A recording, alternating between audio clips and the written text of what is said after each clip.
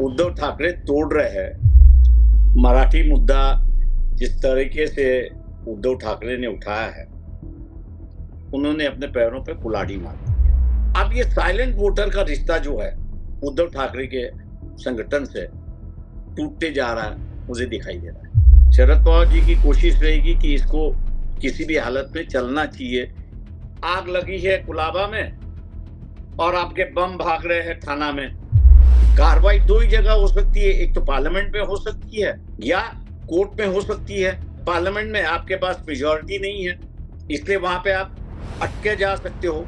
अब जैसे उन्होंने एक कॉन्स्टिट्यूंसी का जो दिया है, मैं नहीं कहूंगा कि यह है, उसी कॉन्स्टिट्यूंसी पर स्टिक होते हुए उन्होंने इलेक्शन कमीशन को चैलेंज कर दिया। महाराष्ट्र की किसी भी असेंबली कॉन्स्टिट्यूंसी में अगर आप उसको बारीकी से स्टडी करेंगे तो आपको कम से कम 6,000 या 6,000 से लेके 10,000 तक डुप्लीकेट नाम मिलेंगे।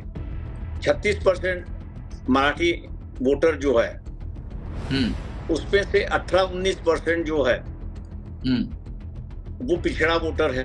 उससे कभी सीरियसली कारपोरेशन के चुनाव कभी खड़े नहीं किए। उद्धव ठाकरे जी का बयान आया था कि नेहरू की जगह अगर सरदार वल्लभ भाई पटेल प्राइम मिनिस्टर बनते तो नतीजा कोई और होता। तो इस बैकग्राउंड पे क्या इनकी गठबंधन चल पाएगा, ये एक सवाल है, ऐसा मैं मान के चलता हूं। नमस्कार दोस्तों, मैं हूं मयूर परीख। एक और मुंबई में महानगर पालिका चुनाव के लिए अब तैयारियां शुरू हो चुकी हैं। दूसरी तरफ राष्ट्रीय स्तर पर एक नैरेटिव क्रिएट हो रहा है कि वोटर लिस्ट में ही गड़बड़ी है। बहुत कम लोगों को यह बात पता है कि कांग्रेस पार्टी आज जिस मामले का बाजा बजा रही है, दरअसल वो मामला मूलभूत रूप से पिछले साल दिसंबर से सिस्टमैटिक तरीके से उठाया गया। आज हमारे इस वीडियो में एक ऐसी शख्सियत मौजूद है जो न सिर्फ एक पार्टी के सर्वे सर्वा हैं, बल्कि उन्होंने गली से लेके दिल्ली यानी सुप्रीम कोर्ट, हाई कोर्ट तक बतौर पार्टी अध्यक्ष, बतौर वकील एक लड़ाई लड़ी। वोटर लिस्ट में खामियां, चुनाव आयोग के मसलों को लेकर मुद्दे मीडिया के सामने, कोर्ट के सामने रखे। यह बात अलग है कि इसमें पूर्ण सफलता नहीं मिली, लेकिन अब कांग्रेस पार्टी के अध्यक्ष राहुल गांधी गाजे बाजे के साथ इस मुद्दे के साथ सड़क पर हैं। इसीलिए यह मुद्दा एक बार फिर सुर्खियों में है। आज हम बात करने जा रहे हैं प्रकाश आंबेडकर जी के साथ, जो हमारे आज के इस शो में हमारे साथ मौजूद हैं। प्रकाश आंबेडकर जी किसी पहचान के मोहताज नहीं, कॉन्स्टिट्यूशन के रचयिता बाबा साहेब आंबेडकर के होते हैं, वंचित बहुजन आघाड़ी के अध्यक्ष हैं और आज हमें खुशी है कि वो हमारी यूट्यूब चैनल पर अपने विचार प्रदर्शित करने के लिए आए हैं। प्रकाश आंबेडकर जी, आपका स्वागत है हमारी यूट्यूब चैनल पर। स्वागत आपका भी। दिसंबर महीने से आप लगातार ये मुद्दा उठाते रहे। आपने 20 पार्टियों को पत्र लिखा, आप चुनाव आयोग को लिख चुके, आप हाई कोर्ट में गए, आप सुप्रीम कोर्ट में गए, आपसे जो बन पड़ सकता था आपने सब कुछ किया।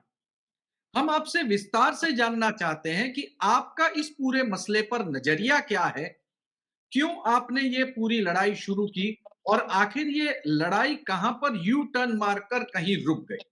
पूरी कहानी आपके मुंह से।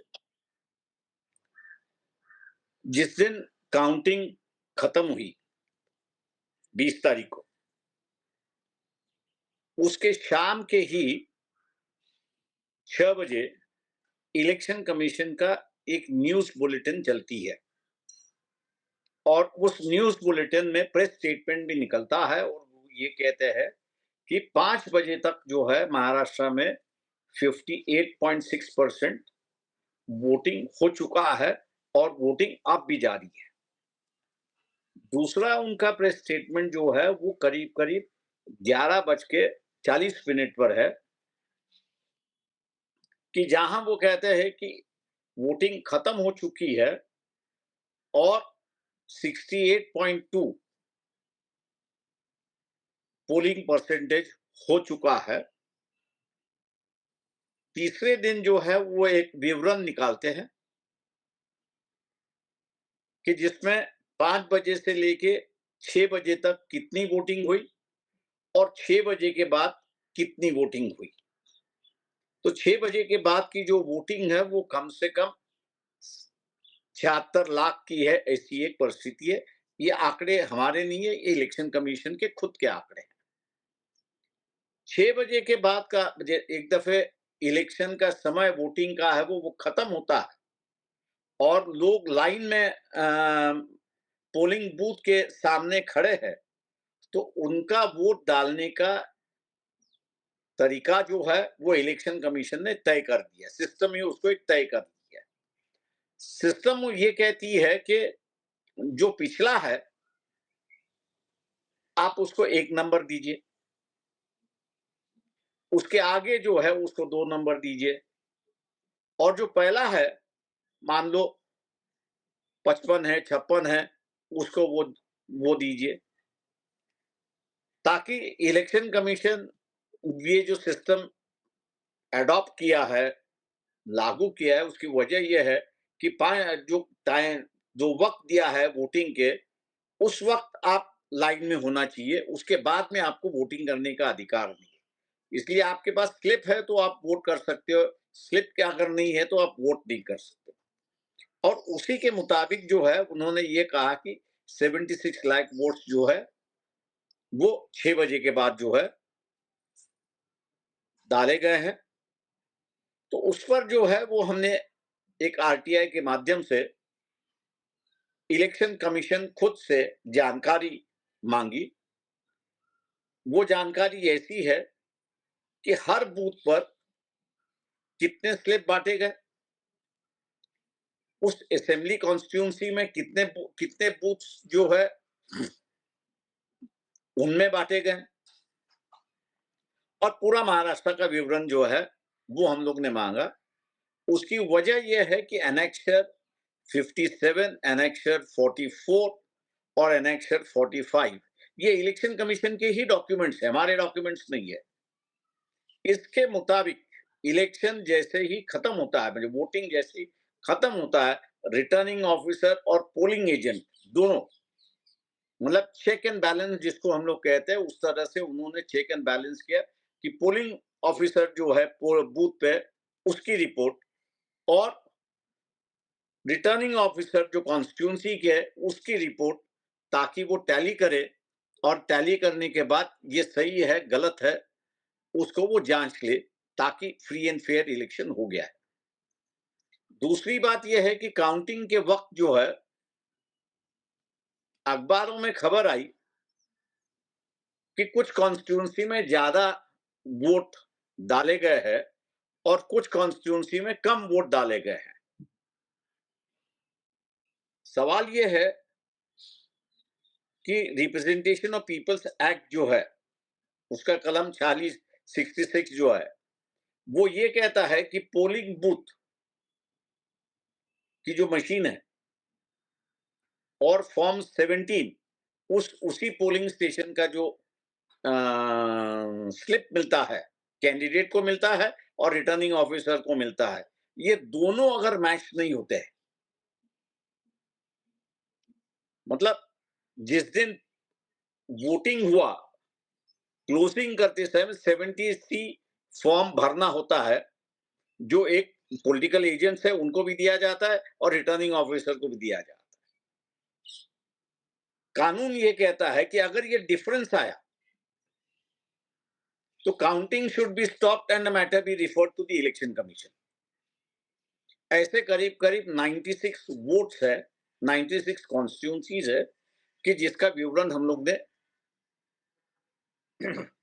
इलेक्शन कमीशन के पास मांगा है। आरटीआई में जवाब आया कि हमारे पास कोई डॉक्यूमेंट नहीं है। अब सवाल ये है कि आपने जो सिस्टम बनाई, जिसके मुताबिक क्लोजिंग टाइम के बाद सही वोटिंग है या नहीं है देखने के लिए जो स्लिप डिस्ट्रीब्यूशन का था, मैंने जैसे कहा कि एनेक्सेस अलग-अलग है, वो एनेक्सेस को आपने ये है और आप उसको शेयर करने के लिए तैयार थे। जब आप शेयर करने के लिए तैयार नहीं है, तो हम लोग ने कहा कि हाई कोर्ट का दरवाजा खटखटाने के अलावा और कोई रास्ता नहीं है। और इसलिए तमाम राजनीतिक दलों को हमने इस बात की आगाह की कि देखिए, एक मौका मिला है कि सभी मिलके हाई कोर्ट में चले जाएंगे और सभी जाके जो है वो यही कहेंगे कि इलेक्शन कमीशन ये जो दस्तावेज है जिसको मैंडेटरी है, वो दस्तावेज कोर्ट के सामने ला के रखे। इससे दो फायदे होते। एक तो मैं मान के चलता कि अगर सही वोटिंग हुई है तो ये डेटा सही है। अगर सही वोटिंग हुई नहीं है तो एक नया तरीका यहां पे ढूंढा है कि जिसको इंटरनल बूथ कैप्चरिंग मैं कहता हूं, क्योंकि जब तक पुलिस है तब तक अंदर कोई जा नहीं सकता और अंदर का कोई बाहर आ नहीं सकता। तो इसलिए अगर आपके पास डेटा नहीं है तो इसका मतलब है कि फर्जी वोट डाले गए हैं। अगर ये फर्जी वोट डाले गए हैं तो इसका मतलब ये है कि फर्जी वोट का डेटा तो होना चाहिए, डेटा मिल सकता है और दूध का दूध और पानी का पानी वहां पर कोर्ट के सामने ही आएगा। लेकिन दुर्भाग्य ये कहूंगा कि किसी भी राजनीतिक दल ने इसको तवज्जो नहीं दिया, सीरियसली नहीं लिया और रास्ते की लड़ाई जो है वो आज उन्होंने शुरुआत की है। नहीं, पर मैं ये रास्ते की लड़ाई की शुरुआत की आपने, कोर्ट में आप गए, आप ही के मुंबई के अध्यक्ष ने पिटीशन डाली, आप खुद एक वकील हैं, आपने खुद जिरह की कोर्ट में। ऐसी कौन-सी जगह रही कि जहां पे हाई कोर्ट को ऐसा लगा कि उनको आपकी पिटीशन नहीं सुननी चाहिए? कहां पे कानूनी तौर पे ये बात कहां अटक गई? देखिए, सवाल ऐसा है, उन्होंने जो सवाल उठाया है वो जो पिटिशनर है उसी पे उठाया है। पिटिशनर इंडियन सिटीजन है, हुँ, विक्रोली असेंबली कॉन्स्टिट्यूंसी का वोटर है और उसके नाते उन्हें उस रिश्ते के नाते और बंबई के अध्यक्ष होने के नाते उन्होंने वो पिटीशन दायर की थी। बिल्कुल। कोर्ट ने ये कहा कि इनको लोकस स्टैंडी कहां से आई। अच्छा।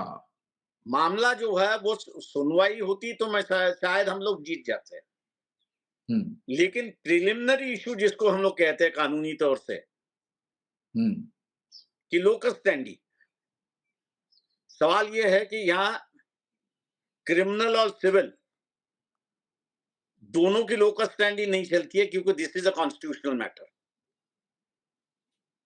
ये कहीं ना कहीं तो भी हम लोग की समझाने में कमियां रही, ऐसा मैं मान के चलता हूं, क्योंकि हम लोग जजमेंट के खिलाफ कुछ कह नहीं सकते, लेकिन जो हाँ, हमारी बिल्कुल। कमी है यस। वो क्लियर है। लेकिन कोर्ट को हमने ये भी बताया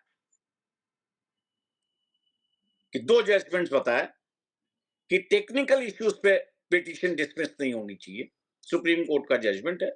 और दूसरा हमने कहा कि भाई हम इलेक्शन खारिज कर को नहीं कह रहे, हम आपसे ये रिक्वेस्ट करने आए हैं कि जो दस्तावेज हमने इलेक्शन कमीशन से मांगा है उस पर आप आदेश कर दिए कि ये दस्तावेज जो है ईसीआई जो है, इलेक्शन कमीशन ऑफ इंडिया जो है, वो कोर्ट के सामने ले आए। लेकिन दुर्भाग्य ये मैं कहूंगा कि कोर्ट ने हमारी ये जो प्रेयर है इसको माना ही नहीं। हुँ, हमने ये और पिटीशन को ऐसी तरह से मोड़ दिया कि ये असेंबली बर्खास्त करना चाहते हैं। क्या आप ये बात मानते हैं कि उसी वक्त अगर 20 जितने राजनीतिक दल आपके साथ में आके कोर्ट में खड़े रह जाते, आपके को पिटिशनर्स बन जाते, राहुल गांधी अगर खुद ये मुद्दा उठा रहे हैं, खरगे अगर खुद ये मुद्दा उठा रहे हैं, तो वो तो सांसद हैं और सांसद की लोकस स्टैंडाई बनती है कॉन्स्टिट्यूशनल मैटर में। तो क्या ये 20 दल या उनके चुने हुए या हारे हुए कैंडिडेट्स आपके को पिटिशनर बन जाते तो आपकी लोकस स्टैंडी बन जाती? क्या आप ये कहना मैं चाहते हैं? मैं ये कहूंगा कि चेतन आहिरे अपनी खुद की लोकस स्टैंडी है। ओके। उसकी वजह यह है कि आर्टिकल 170 के मुताबिक असेंबली हम्म। फॉर्म होगी, हम्म। और गलत तरीके से अगर असेंबली फॉर्म होगी तो उसका असर चेतन आहिरे और दूसरे वोटर है उस पर भी होगा।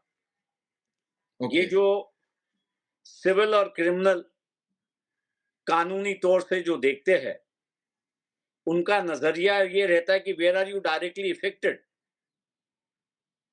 तुम डायरेक्ट इफेक्टेड ना होने की वजह से you don't have a locus standi. सवाल ये है कि वहां एक हाउस बना हुआ है कि जो इलीगल तरीके से बना हुआ है, वो जब चाहे वहां के लोगों को और देश को भी नुकसान पहुंचा सकता है। इट इज वन वे, अगर मैं कहूं तो, सैबोटाइजिंग द नेशन ऑल्सो। और ये मैं नहीं कह रहा हूं, सुप्रीम कोर्ट के दो डिसीजन है। एक कॉन्स्टिट्यूशनल बेंच का जजमेंट है कि जिन्होंने ये कहा कि भैया जो इलेक्शन कमीशन के पास जो पावर्स है, वो इतनी ताकतवर पावर्स है कि वो डिस्पॉट भी अगर होके काम करेगा तो आप उसको रोक नहीं पाएंगे। ऐसे वक्त में कोर्ट ने इंटरफियरेंस करना चाहिए।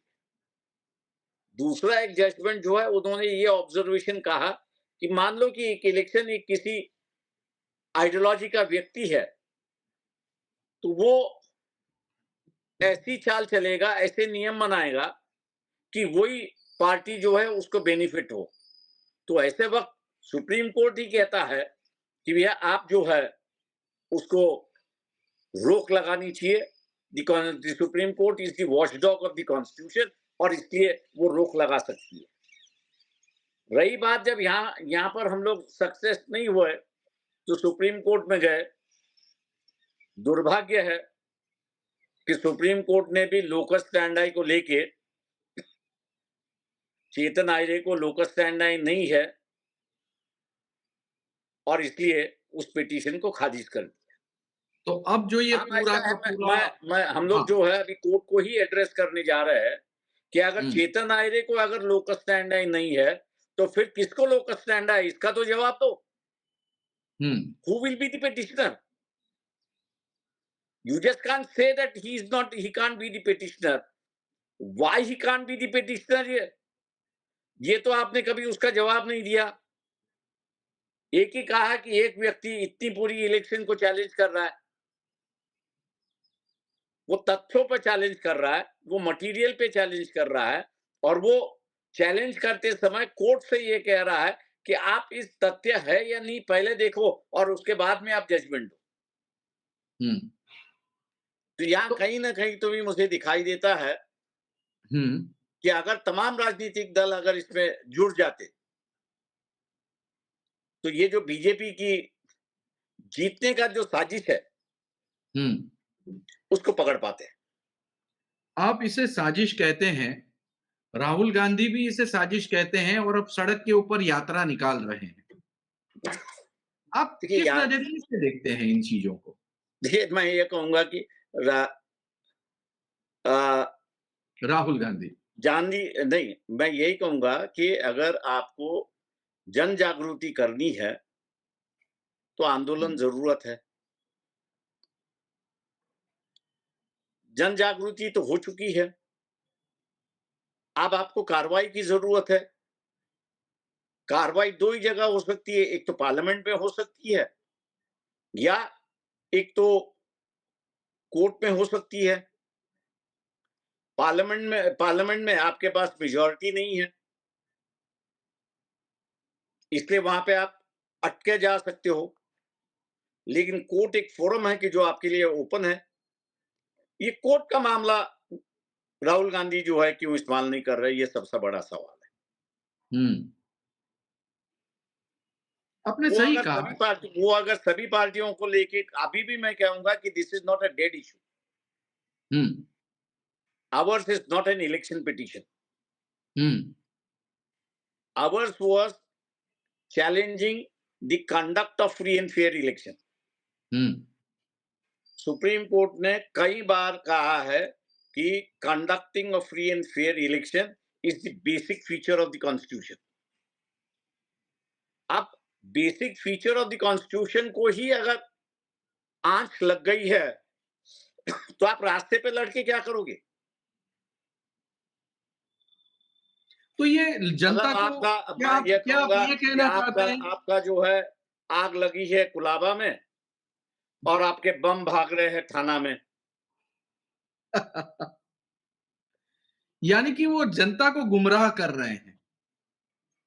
जनता अपने अपना रवैया निकाले, लेकिन सोच निकाले एक उसमें बात से। और भी है, चुनाव आयोग जब कहता है कि भैया आप अगर अपने आरोपों पे डिसाइडेड हैं, तो फिर आप एफिडेविट दे दीजिए। ये एफिडेविट देने को तैयार नहीं है।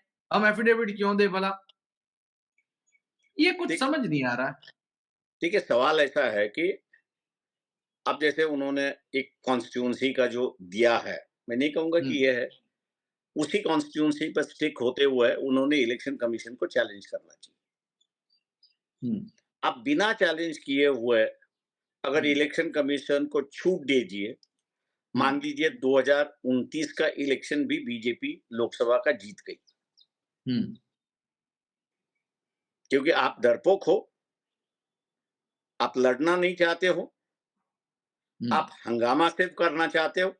इसके अलावा आम जनता का जो है ये राय बनती जाएगी। हुँ। इसलिए राहुल गांधी ने जो है चुनाव आयोग को चैलेंज देना चाहिए। और कई कॉन्स्टिट्यूंसीज है जहां पर मैं भी बता सकता हूं कि डुप्लीकेट नेम्स है। हुँ, बराबर। आप आपको एफिडेविट देने की जरूरत नहीं है। आप सीधे उनके जो डॉक्यूमेंट्स है इलेक्टोरल रोल्स तो पिछले पिछले असेंबली में मिले हैं, हुँ, उन्हीं को ये आधार पकड़ के आप उन्हीं उन्हीं में से महाराष्ट्र की किसी भी असेंबली कॉन्स्टिट्यूंसी में अगर आप हुँ, उसको बारीकी से स्टडी करेंगे, तो हुँ, आपको कम से कम 6,000 या 6,000 से लेके 10,000 तक डुप्लीकेट नाम मिलेंगे, हुँ, उम्र वही वही मिलेगी, हुँ, लेकिन शक्ल भी वही आपको मिलेगी। हुँ। लेकिन उनमें से कुछ लोग सिटी में है और कुछ लोग ग्रामीण भाग। यानी वोटर लिस्ट में तो गड़बड़ी है। चलिए आइए, ये तो पूरा विषय हमने समझ लिया कि आपकी लड़ाई शुरू कैसे हुई। सबसे पहले आपने मुद्दा उठाया। अखबारों में बड़ी कवरेज आई थी, बड़ी वायर एजेंसीज़ ने आपके इंटरव्यू किए थे, आपके ट्वीट्स मैंने देखे, आपने वो ट्वीट्स में भी सारे डाले हैं। लेकिन संयोग से वो मामला राष्ट्रीय मुद्दा नहीं बना। अब राहुल गांधी विपक्ष के नेता हैं, तो उन्होंने उसे राष्ट्रीय मुद्दा की शक्ल दे दी। आइए अब दिल्ली से निकलते हुए गली में आते हैं। मुंबई महानगर पालिका का चुनाव अब वही एक ऐसा बेशकीमती चुनाव है जिसकी तिजोरी जो है वो आजाद मैदान के सामने खुली पड़ी है और उस तिजोरी जो है उसके ऊपर सांपनाथ हो या नागनाथ हो, सभी कोई गड़ाए बैठे हैं अपने फन। आप चुनाव लड़ने वाले हैं, आपकी पार्टी कैसे चुनाव लड़ेगी, आपकी रणनीति क्या होगी? देखिए, हम लोग चुनाव तो लड़ेंगे, उसमें कोशिश होगी कि जितने दलों को हम लोग अपने साथ ले लिए उनको लेने की हम लोग कोशिश करेंगे। गठबंधन की राजनीति चलती रहेगी और जो आना चाहेंगे उनके साथ में हम लोग जाएंगे। और इस समय जो वातावरण चल रहा है, ठाकरे बंधुओं का एक साथ आना, मुंबई की राजनीति क्या बदलेगी? देखिए, मैं ये कहूँगा कि मराठी मुद्दा जिस तरीके से उद्धव ठाकरे ने उठाया है, उन्होंने अपने पैरों पे कुल्हाड़ी मार दी। पैदाइश ही बम्बई की है और वहीं के बाशिंदे हैं, इसलिए हम लोग 50 साल से लेके वहाँ की व्यवस्था को अच्छी तरह से जानते हैं।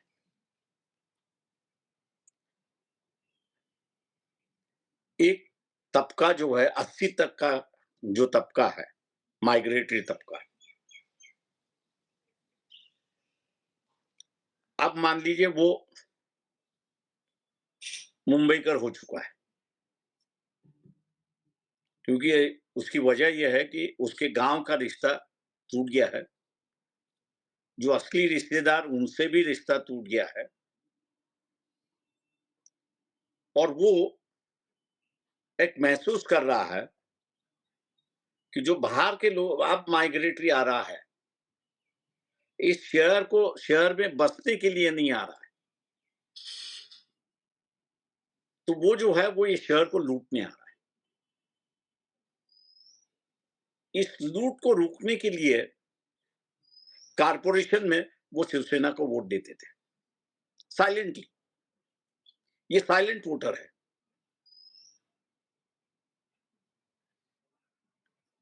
अब ये साइलेंट वोटर का रिश्ता जो है उद्धव ठाकरे के संगठन से टूटते जा रहा है, मुझे दिखाई दे रहा है।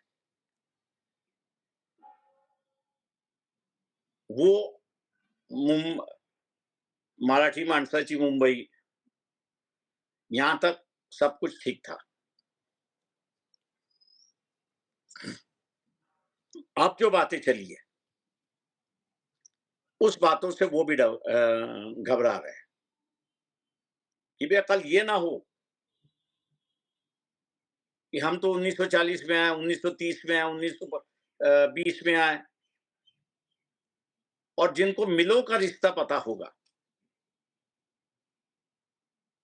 कभी भी, तो मिलों का रिश्ता ऐसा था कि 50% बदली कामगार था। मतलब परमानेंट वर्कर है, हाँ। लेकिन परमानेंट वर्कर अपने गांव जाना चाह रहा है, तो मालिक के साथ उसका एक रिश्ता था कि जाते समय मैं एक ट्रेन आदमी तुमको दूंगा ताकि प्रोडक्शन ना बंद हो। मालिक को प्रोडक्शन की जरूरत थी, इसलिए 2.5 लाख मिल वर्कर के साथ में अब मान लीजिए 2 लाख ये बदली कामगार थे। अब इनका रिश्ता जो है इस शहर से जुड़ गया और वो सही मायने में मैं ऐसा कहूंगा कि बंबई के साथ में पूरी तौर से जुड़ गए। अब उनसे ही नाता जो है उद्धव ठाकरे तोड़ रहे हैं, इसलिए ये इलेक्शन देखना होगा कि ये जो कारपोरेशन में शिवसेना को वोट देता था, वो इस बार किसके पास जाएगा।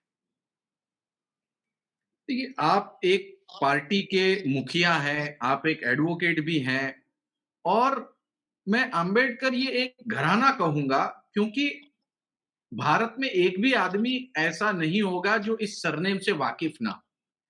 ऐसे में बतौर एनालिस्ट, क्योंकि आप एनालिसिस भी करते हैं, अखबारों में लिखते भी हैं, अपने विचार खुल के भी रखते हैं, मैं कुछ स्टैटिस्टिक्स आपके सामने रखना चाहता हूं। जो हमारे पास इस समय जानकारी है, मुंबई शहर में लगभग 35% जितने मराठी वोटर हैं, लगभग 19% जितने मुस्लिम वोटर्स हैं, 18% के आसपास उत्तर भारतीय वोटर हैं, 15 से 16% के आसपास गुजराती वोटर हैं। और मैं गुजराती हूं और इसीलिए मैं बड़ी जिम्मेदारी से कहता हूं कि गुजरातियों का रिवर्स माइग्रेशन स्टार्ट हो चुका है।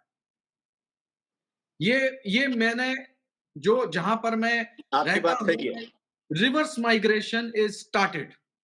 वो अब आपकी बात सही है। जाना शुरू हुए हैं, लेकिन तब भी अभी 14 से लेके 16% तक है।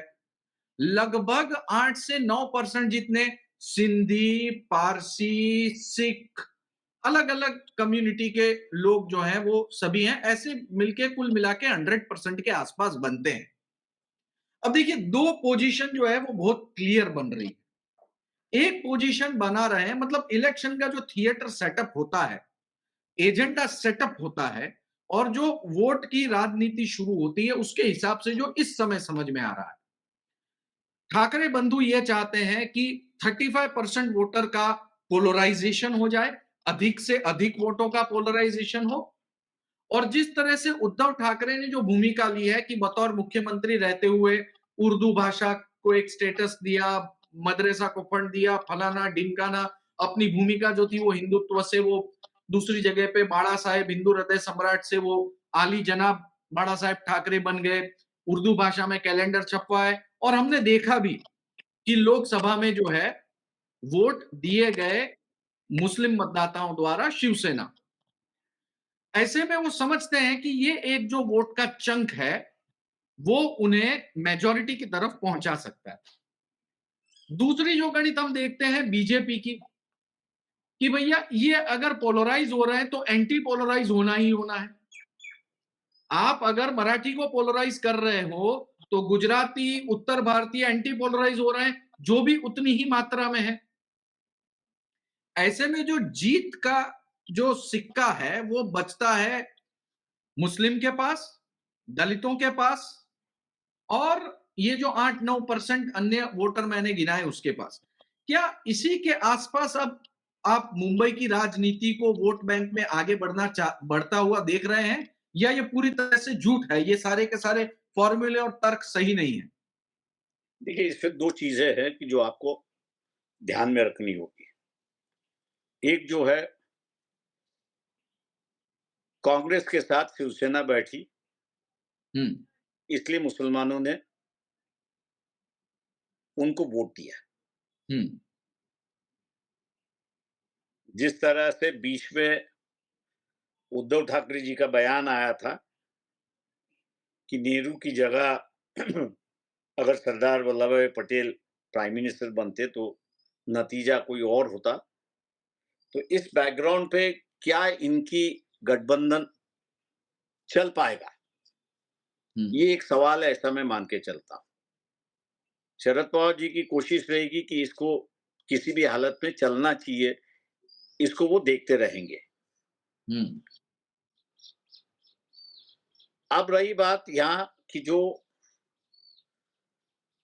ये जो मराठी इंसान की मतदान की बात कर रहे हो, मराठी वोटर्स की बात कर रहे हो, इस मराठी वोटर में 35% में 12% जो है वो कोंकणी है, हुँ, कोंकण का है। हुँ,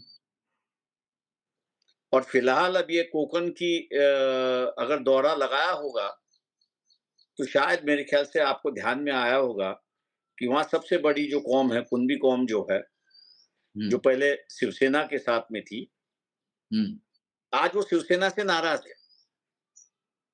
इसलिए जहाँ पहली उद्धव की सभा लाख-लाख, डेढ़-डेढ़ लाख की होती थी, आज वो उससे आधे में आ चुके हैं। तो क्या ये जो कोंकणी वोटर है, हुँ, हाँ, हाँ, ये उद्धव के साथ रहेगा क्या? एक बात। हुँ, दूसरी बात यहाँ पर ये है कि कांग्रेस की चाल भी यहाँ पर देखनी होगी। और वो इसलिए मैं कह रहा हूँ कि उनके पास भी बंबई के अंदर कोंकण के बहुत अच्छे-अच्छे नेता हैं, कि जो बंबई को जानते भी हैं और बंबई की राजनीति को भी समझते हैं। तीसरी बात जो आपने कही, गुजरातियों की बात कही, तो मैं ये कहूँगा कि बालिया करके जो होता था, हुँ, और आप इस बात को अच्छी तरह से जानते होंगे हुँ, कि गुजराती की तब तिजोरी की चाबी जो थी, हुँ, वो बालिया के पास रखता था, लेकिन अपने बीवी के पास नहीं रखता था। ल हुँ, तो तो ये जो एक रिश्ता जो है, हुँ, कोंकण वासियों का और गुजरातियों का। दरार आ चुकी है, मैं उसे ना नहीं कह रहा हूँ, लेकिन लीडरशिप अगर बदल गई, हुँ। तो ये दरार रुक जाएगी। और ये मेरे ख्याल से कांग्रेस पे डिपेंड करता है कि वो अपनी लीडरशिप बदले या ना बदले। हाँ, यानी और बहुत सारे अंक जो हैं, वो मुंबई की मैं राजनीति में और एक हमें बात देखने। मैं एक हाँ, और बात आपको ये हाँ, कर रहा हूँ उसमें 2 हाँ, हाँ, बातें। हाँ। ये जो 36% मराठी वोटर जो है, हुँ, उसमें से 18-19% जो है, हुँ, वो पिछड़ा वोटर है। हुँ, हाँ, बिल्कुल। वो उससे कभी सीरियसली कारपोरेशन के चुनाव कभी खड़े नहीं किए, शिवसेना को देते रहे। हुँ, लेकिन शिवसेना का जो बर्ताव रहा है, हुँ, उससे वो खफा है। इसलिए जो आँख लगा के हम लोग जो बैठे हैं हुँ, कि ये मराठी वोटर एक साइड जाएगा, मुझे नहीं लगता। इसमें अच्छा। दरार ज़रूर है। तीसरी बात यहाँ पर जो है, कांग्रेस अगर अकेले लड़ती है, हुँ, तो वो पूरा मुसलमानों का वोट ले जाएगी। हुँ, हाँ, बिल्कुल। और मुसलमानों का वोट ले जाएगी, तो इसका मतलब ये है कि नुकसान जो है, हुँ, वो उद्धव सेना को है। उद्धव सेना से 2 खतरे ऐसा मैं मान के चलता हूँ। एक मैंने जैसे कहा ये खतरा है, दूसरा जो है वो एकनाथ शिंदे का है। हुँ, जहाँ तक देवेंद्र फडणवीस को अगर उनकी राजनीति पहचानता हूँ या एनालिसिस कर सकता हूँ, आप तो शिवाजी पार्क को खतरा नहीं आखिरी मानते? आप शिवाजी आखिरी पार्क को ऐन मौके का खतरा नहीं मानते? नहीं मानते। नहीं, वो दोनों मेरे ख्याल से इस बार दोनों दोनों जो है एक साथ लड़ेंगे, ऐसा दिखाई दे रहा है हुँ, सीरियसली। हुँ, दूसरा जो है वो एकनाथ शिंदे जो है, हुँ, एकनाथ शिंदे भी इस वोट को डेंट कर सकता है। हुँ, तो इतना आसान नहीं है, किसी को हुँ, बीजेपी को लगता हो कि एक साइड डिवीजन है, दूसरे साइड की ओर नहीं है, लेकिन उन्होंने ये देखना चाहिए कि जितने यूपी के वोट्स है, हुँ, उससे 60% बिहारी वोट्स है। हाँ, और डेफ़िनिटली। बिहारी और यूपी एक साथ नहीं चलते, हाँ, दोनों अपोजिट है। तो वहाँ चुनाव भी होना है, बहुत जी, डिपेंड पर करेगा। जी, चुनाव होता है, उसका अगर देखना है तो मेरे ख्याल से टैक्सी यूनियन जो है, वो उसका अखाड़ा है, मैं ऐसा मान के चलता हूँ। हाँ, तो वो बिहारी वर्सेस यूपी वहाँ पर दिखाई देता है, तो टैक्सी यूनियन वाले कहेंगे जो हमको सपोर्ट करेगा, हम उसको साथ में रहेंगे। अब उद्धव को डिसाइड करना होगा कि यूपी टैक्सी वालों के साथ में रहना है या बिहारी टैक्सी वालों के साथ में रहना है। चाहे कुछ भी हो, आपकी भूमिका पर भी अब की बार सबकी नज़रें हैं और ये चुनाव से पहले हम और 2-3 बार आपका इसी तरह से इंटरव्यू भी करना चाहेंगे। आपने अपने इतने बिज़ी शेड्यूल में से भी इतना बहुमूल्य समय हमारी यूट्यूब चैनल को दिया, खुलकर बात की, सारे विषय में बात की और बेबाक तरीके से अपनी बात हमारी यूट्यूब चैनल पर रखी। इसीलिए आपका बहुत-बहुत धन्यवाद। थैंक यू, धन्यवाद आपका भी। Thank you. तो प्रकाश अंबेडकर जी, उन्होंने आज तमाम मुद्दों पर खुलकर हमारी यूट्यूब चैनल पर बात की। वो क्या सोचते हैं, क्या मानते हैं? हाल-फिलहाल में जिस तरह के वोट को लेकर जो आंदोलन चल रहा है, मैं बार-बार अपनी यूट्यूब चैनल पे कहता हूँ कि भई सबसे पहले तो चौकीदार चोर है, इसके बाद में नारा लगाया गया ईवीएम चोर है, अब नारा लगा रहे हैं वोटर लिस्ट ही चोर है। क्या वाक़ई में वो एक बार भी सही साबित होंगे? क्या जिस तरह से ये इंटरव्यू में प्रकाश अंबेडकर जी ने कहा और जिस तरह से चुनाव आयोग ने भी चैलेंज दिया है कि भैया एफिडेविट पे लिख कर दे दीजिए, कोर्ट में खड़े हो जाइए और अपना न्याय ले लीजिए, क्या वो चैलेंज लेंगे? और मुंबई की राजनीति पर आने वाले दिनों में क्या होगा? आज इस पूरे वीडियो में हमने वंचित बहुजन आघाड़ी के सर्वे सर्वा ऐसे प्रकाश अंबेडकर जी के डिटेल में विचार जाने और आप तक पहुंचाए। अगर आपको ये वीडियो पसंद आया हो तो लाइक करें, दोस्तों के साथ शेयर करें। इन तमाम मुद्दों पर आप क्या मानते हैं, ये वीडियो के नीचे कमेंट बॉक्स में जरूर लिखें। ये वीडियो अंत तक देखा इसलिए आपका बहुत बहुत धन्यवाद।